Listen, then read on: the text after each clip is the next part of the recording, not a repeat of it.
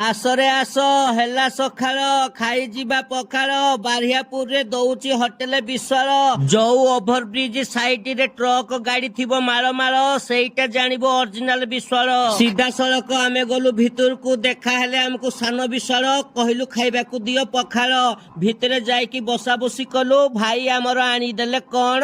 ମସଲା ପାମ୍ପଡ଼ ତାପରେ ସମସ୍ତେ ମିଶିକି କଡ଼ମଡ଼ କଡ଼ମଡ଼ କଡ଼ମଡ଼ କରିକି ଖାଇଲୁ ମସଲା ପାମ୍ପଡ଼ ତାପରେ କଣ ତାପରେ ଭାଇ ଆମକୁ ଆଣିଦେଲେ ଜଙ୍ଗଲି ତନ୍ଦୁରୀ କହିଲେ ପଖାଳ ହଉ ହଉ ଜଙ୍ଗଲି ତନ୍ଦୁରୀ ଟିକେ ଖାଅ ମୁଁ ସାଙ୍ଗେ ସାଙ୍ଗେ ତନ୍ଦୁରୀ ଦେଖିକି ମୋ ଆଡକୁ ଭିଡି ଆଣିଲି ଭସ୍